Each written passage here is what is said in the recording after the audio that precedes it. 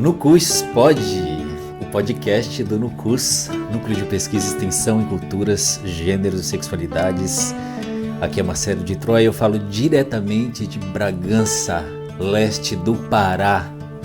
Estou aqui com Pedro Olaya, uma grande referência aqui no Pará, um bonde muito bacana. Olá, Pedro. Fale sobre você para nossos ouvintes. Olá. Bom, primeiro eu tô emocionada tu ter vindo até aqui, né, pra gente bater esse papo e conhecer um pouco.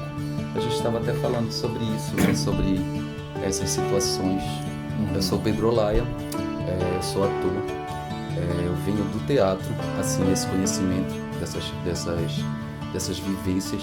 E como é que é o teatro que eu venho, que eu acho que é esse teatro da Amazônia, né? Esse custo amazônico que a gente, eu acho que se falar de teatro, se falar de arte aqui, dessa produção artística aqui na Amazônia, é pensar nesse custo amazônico.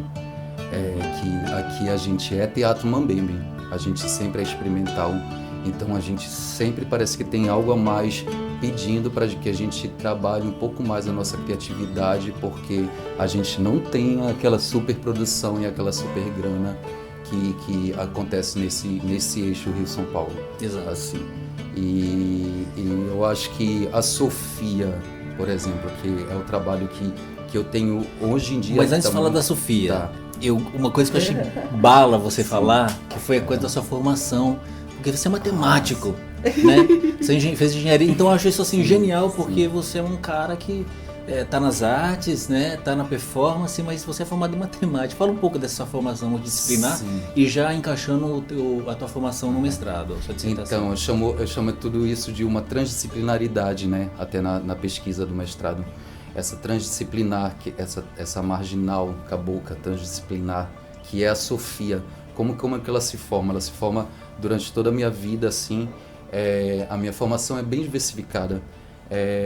Eu tive oportunidades, tive a oportunidade de experimentar música, fazer um curso de piano durante uns 8 anos, assim, e aí depois ir para a Academia da Força Aérea e ficar lá tentando ser piloto durante 1 ano, aí sair de lá também, e aí tive uma formação evangélica e na Assembleia de Deus com a minha mãe, com todas essas coisas por muito tempo. Então todas essas coisas elas estão acumuladas nessa construção da Sofia, sabe? Que ela é mais do que uma personagem, ela é minha identidade também. É uma identidade que eu uso como argumento, como dispositivo de guerra, de máquinas de guerra, político, ação na rua. E aí ela já pula desse negócio só da dublagem, do lip sync, e ela vai para a rua para questionamentos mesmo, para ações performáticas na rua. Tipo, tem, por exemplo, de lá em Colares, que tem um Jesus lá, e então ela faz toda uma ritualística de lavar os pés de Jesus, de ir até lá e fazer isso. Ações longas, não? São ações de meia hora, 1 hora. Por exemplo, aqui em Bragança a gente já experimentou algumas coisas. Teve uma experimentação numa segunda-feira de manhã, assim, na feira de Bragança. Aí a Sofia pega... Normalmente eu tô de Pedro, assim, e faço essa transformação, essa montagem com o público, na rua mesmo. E aí eu chego de Pedro e aí coloco uma saia que é de CDs, aí fico com um maiô e tem um cabelo de rede de pesca. Fantástico. E aí se joga na feira, e aí eu vou brincando com o selfie, tirando selfie atrás da Aura, da minha amiga Aura. Isso tudo é uma brincadeira por causa de um questionamento de uma aula de professor que a gente estava tendo, do professor Daniel Fernandes, que estava discutindo antropologia visual e estava falando sobre o texto do Walter Benjamin, sobre a era da reprodutibilidade técnica. E ele falando sobre a fotografia, que com o advento da fotografia, a aura tinha saído desse objeto artístico, dessa arte.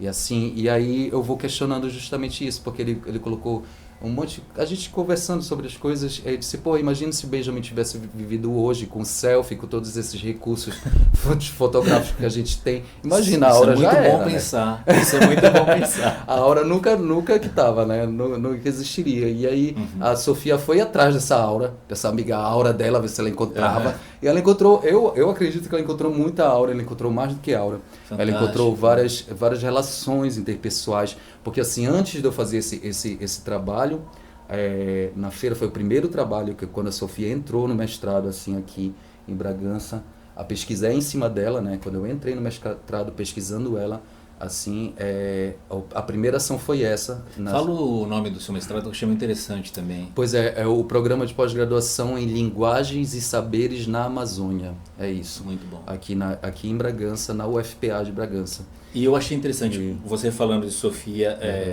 eu não sei, eu li um termo no trabalho de Juliana, ecodrag, né? Mas para além disso, essa preocupação com o clima, com a ecologia é muito presente. Sim, né? É presente em todos os nossos trabalhos. Eu acredito de várias formas. Assim, por exemplo, a Sofia, ela usa o reciclável. Ela usa muito isso. O Trans-Sofia, que é um trabalho que eu faço lá antes da pesquisa. Eu faço um trabalho lá com o Nando Lima, lá no Estúdio Reator, que é um espaço que tu precisa conhecer em Belém, que é maravilhoso. É o espaço de um artista, um multimídia, que é o Nando Lima. E ele abriu um espaço da casa dele para que é um espaço, um laboratório, um grande laboratório. E aí tem uma sala, um salãozão que varia, sala multiuso, né, de exposição, de bate-papo, de várias coisas, e tem o laboratório experimental, que é um teatro, que é várias coisas. E lá a gente construiu o Trans-Sofia, que é a Sofia montando sucatas eletrônicas, montando no corpo dela e construindo várias coisas a partir de músicas e dublando e várias coisas assim. Esse foi um trabalho de lá de 2014, por aí assim. Pois é. E aí no seu mestrado você analisa justamente esse seu processo, né? De descobrimento. Isso, esse processo de descobrimento, desde aquelas lembranças de lá da infância, tipo, como o programa ele dá essa possibilidade de ser interdisciplinar, né? O meu trabalho ele ousa mais. Até no trabalho está escrito que é a ousadia de vir a ser uma transdisciplinaridade, de vir a ser uma mistura a mais ainda. Tanto é que o texto ele tem uma marginalidade, ele brinca muito com toda a textualidade, ela é toda borrada, ela é cheia de idas e vindas, assim. É um jogo de hiperlinks, de várias coisas. Quem são suas referências? Fala pra gente. Sim. Bora lá. A Butler, né, que tipo, todo mundo tem a referência da Butler, né? O Gontijo, eu acho que vale a pena falar do Fabiano Gontijo, né, que ele fala do Manifesto Queer Caboclo, né? Tem o Pablo Escobar, que ele é maravilhoso, né? O Arturo Escobar, não o Pablo Escobar. O Arturo Escobar, que ele é maravilhoso, que ele fala sobre essa questão do ser humano, da planta, das coisas, do não ser aqui, das encantarias, de tudo ser a mesma coisa, de todos nós temos a mesma relação, essa relação indígena, essa proximidade. Fala um pouco mais da encantaria para os ouvintes, porque eu acho que quando fala no norte a gente fala muito em encantaria, né? Sim. Mas é uma coisa que ao mesmo tempo que qualquer pessoa fala e parece que nós temos que estar aqui para viver e sentir o que é. Queria que você tentasse dar uma ideia para as pessoas. A encantaria aqui, ela é muito presente, ela é muito próxima, inclusive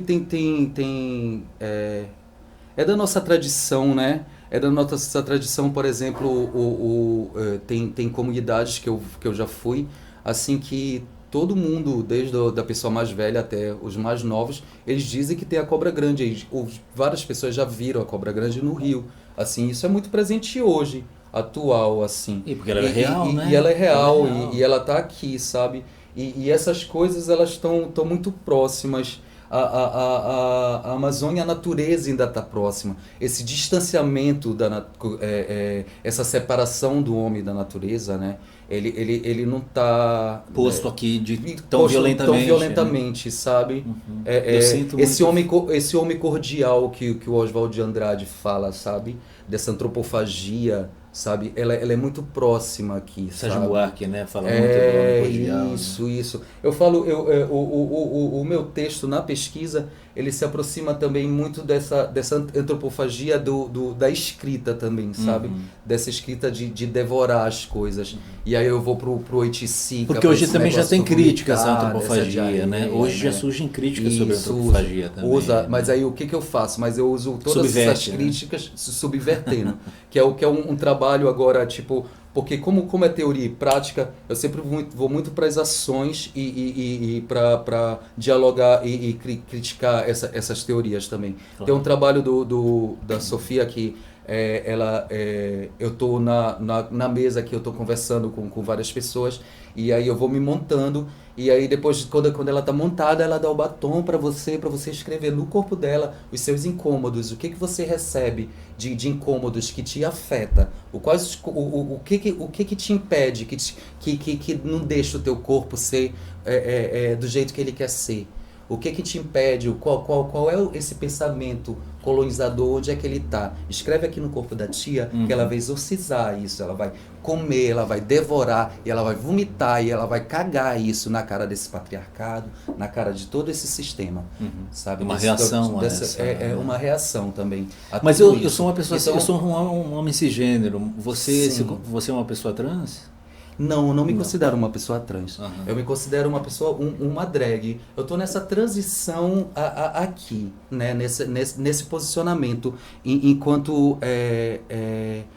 corpo, pensamento, corpo-mente, contato, chão, plano superior e todas as encantarias e todas as coisas. Tudo que nos move, toda essa arte e vida que está aqui entre nós, assim. O que é isso? Aonde estamos, sabe? E aí as teorias, elas estão falando, a gata pega de tudo quanto é canto, sabe? Aí ela pega o Arthur. Eu ia falar de Arthur, porque eu acho que tem a ver com o Arthur também. Isso, o Arthur é maravilhoso, sabe? Os textos dele são lindos. E tem a ver com perspectivismo também, nessa ideia de você. Isso. E eu acho que a Amazônia puxa muito isso. E aí ela vem nessa história, sabe, da alteridade de ver o outro em si, sabe? Se ela vê o outro em si, tá dito, mana, sabe, pensa se tu fosse outra pessoa, gata, até se tu fosse um gato, um boy, um ocote, malais, como é que é, sabe, e desse o Ed a se aguentar, só trocada.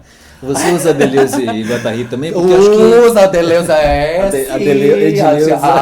a mesa esquizofrênica, né? Inclusive esse trabalho do batom e dessas coisas de escrever, ela levou, a gata aqui levou para lá, pro hangar, no encontro que teve de etnoecologia, etnobiologia. Não, a etnomatemática, você e suas etnos amazônicas. As etnoamazônicas. Isso é incrível, né? Não, isso é maravilhoso. Pessoal, ele me falou hoje sobre etnomatemática, de uma comunidade vizinha aqui, depois que atravessa o rio, né? Isso, lá na Vila Quiera tem um amigo meu, o Samuel Silva, que ele pesquisa etnomatemática, eu estava falando para ele. Aqui nesse programa também de mestrado, ele pesquisa a etnomatemática aqui e a etnofísica de um artesão que trabalha com vasos de cerâmica e o conhecimento dele, né? O conhecimento popular, o conhecimento cultural, tradicional dele, da física e da matemática, sem ter passado por todo esse conhecimento tradicional de uma forma assim que é padronizado, né? E normativa, cânone e desse que a gente segue da ciência, né? Desse artesanismo. Vamos retomar, porque assim, é tanta coisa maravilhosa, né? É tanta coisa, a gente se desprende, se prende e volta, né? Isso é maravilhoso. Isso é legal. Fluir, né? E é bom falar disso, de prende, desprende e volta, que nada disso acontece se não tiver essa rede, sabe? Claro. Porque a Sofia, ela só acontece por causa da rede. Assim, tipo, não acontece nada se não tiver esse coletivo. Claro. Assim, essa troca e todas essas coisas. Porque, por exemplo, qualquer ação, ela precisa acontecer, precisa ter uma pessoa, no mínimo, assim. E essas relações têm que ser afetuosas. De uma pessoa estar fotografando, de uma pessoa estar colaborando, estar assistenciando, estar do lado, tá aqui, mas além disso tá conversando e tá discutindo e tá pondo em xeque e tá te questionando também, porque não é só concordar também, não é só dizer, égua, tá lindo, é babado, olha que tudo, sabe, mas tá E eu questionando agora fico sobre várias imaginando coisas. você numa sala de aula, que você está dando aula agora, o quanto isso é potente, uma pessoa como você ali na linha de frente, sabe? Porque eu acho que é uma linha de frente, né? E aí é toda uma questão de negociação, que é uma coisa que fala também, que eu vou lá para leitura e tradução. Que os indígenas também, fazem né? muito que bem. A louca já pega de várias coisas. Claro, e que os indígenas fazem muito bem. Com certeza, a negociação indígena é a melhor de todas, gente. Acho que falta um pouco isso no movimento atualmente. A resistência e a negociação, saber sabe? recuar, saber contornar. Como fazer, sabe? Porque agora a gata entra, ela passa, ok, ela é formada em engenharia elétrica, ela faz uma formação pedagógica em matemática, aí consegue lecionar em matemática, ok. Quando ela faz isso, ela passa no concurso e é professora de matemática na SEDUC agora, ok. Mano, ela não pode chegar na aula montada já e se rasgar, ela não pode. Ela não pode porque tem um sistema que tá imposto. Tá imposto e não tem como. E aí, como é que é essa negociação? Porque ela tá doida pra fazer isso. Ela tá doida pra fazer isso. Principalmente com os alunos dela de terceiro ano, que tem aquele negócio. Ih, oi, professor! Ah, não sei o que, sabe essas brincadeiras. Como é que é trabalhar todas essas discussões então, e como é que você acha que há limites isso? entre a visibilidade... Há um jogo na visibilidade também que, a depender, pode... Há um jogo sempre é um jogo. Tanto é que... Porque muitos defenderam que é preciso dizer, se afirmar É preciso dizer e se afirmar. É preciso, mas eu nunca disse pra eles que eu não sou também, claro. sabe? Que eu não sou viado, que eu não sou gay. Sim. E sempre faço questão Não se trata que disso, com alguma né? coisa. Não se trata disso. Sabe? Inclusive, a primeira coisa que eu falei na aula, assim, comecei as aulas falando disso, olha, a partir de hoje, tanto no sexto ano quanto no terceiro, né?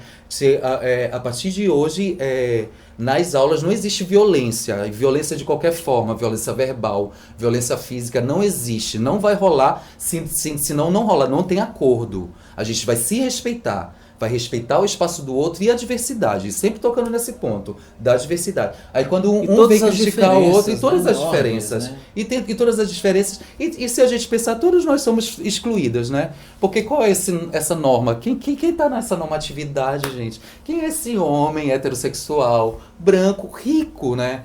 Quem é que tá nesse padrão? Assim, se todos nós somos descendentes de indígenas, pretas também somos, e somos pobres, todas nós somos periféricas, a gente está na Amazônia, porque mesmo acorda, que nós vamos, assim, sejamos ricos um dia, isso pesa em algum momento. Pesa. Pois é, e o que é ser rico, né?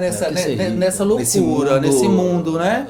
No antropoceno se afundando, né? Vai comer dinheiro, vai botar dinheiro no prato, cortar e comer, né? Sabe? Eu me considero uma pessoa super...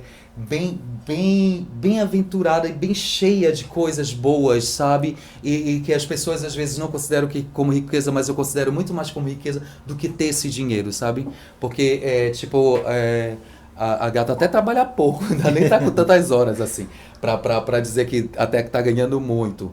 Mas eu tenho essas trocas, sabe? Ontem eu estava conversando com uma professora lá de Miraselva, ela estava chamando para ir tá dando mais aulas de teatro para lá, e aí ela perguntou para mim quanto que você vai cobrar, pensando que eu ia cobrar algum dinheiro. Eu disse, mana, o que a comunidade tem assim para trocar, assim, de coisas? Qual é a produção da comunidade? É uma farinha? É uma polpa? É uma coisa... Bora lá! É o meu trabalho, o trabalho de vocês também. E aí a gente quebra essa relação. A gente quebra essa relação pernas, de dinheiro e quebra nas pernas. Diz, ei, a gente tem outras formas de fazer, sabe? Os novos baianos, a dinheiro é um pedaço de papel, né? Então... Sabe? Bora pensar de outra forma, bora repensar essas coisas, sabe? E aí, tipo, quebra esse negócio de estar lá em Belém e só estar lá em Belém. Eu escolhi estar numa outra cidade. Eu pedi muito aos céus. E eu pedi a todos. Isso. Eu pedi a Exu horrores para que abrisse esse caminho, para que eu tivesse numa outra cidade que não fosse Belém. Que não fosse nessa correria, nesse caos. Pessoal, esse foi Pedro Olaya. Guardem esse nome. Sofia, né? Guardem esse nome. E, Sofia, para terminar, eu queria que você fizesse umas considerações finais, um minutinho aí para você. Ai, 1 minuto? Olha, eu sou gata, linda. Vem aqui visitar Bragança. Quem tiver disposto a conhecer um pouco mais da Amazônia, um pouco de outros espaços, outras referências. Aqui as pessoas, tipo, um dia desses a gente veio e apresentou, uns amigos vieram de Belém, ficaram por aqui em junho agora, e apresentaram uns espetáculos. Nós apresentamos uns espetáculos na praça, foram 2 dias assim, duas apresentações. E até hoje eu tenho uma menina no supermercado que me pergunta: quando é que vai voltar? Incrível. Cadê essas coisas, sabe? Vambora. E assim, tipo, tem que ter uma galera a fim de conversar aqui, a fim de trocar, a fim de conhecer outras coisas também. E todos os lugares vão ter, né? Todos os lugares, sabe? E a gente, e é isso que me move, sabe? O que me move tá fazendo teatro, tá com a Sofia na rua, quando ela se monta e vai pra rua, é isso, é aquele cara que, o cara tem situações assim, um cara inusitado de uma rua assim, do nada, ele chega, ele bate palma e diz: cara, eu gostei do teu trabalho por causa disso e disso. Eu digo: mano, foi por isso que eu fiz, sabe? Quando ele fala as coisas que eu tava pensando dizer, e ele disse da mesma forma que eu queria falar, o cara resolveu. Não adianta, sabe, o doutor ter visto o meu trabalho e ter dito: olha, ótimo trabalho, Sofia, você arrasou, sabe? É isso. Então tá bom, pessoal, esse foi mais um No Cus Pod especial Pará, tá bom? Então beijos, vamos proteger a Amazônia, tá? A todos os povos, a gente da Amazônia, amar, colar, tá junto. Até a próxima. Obrigada.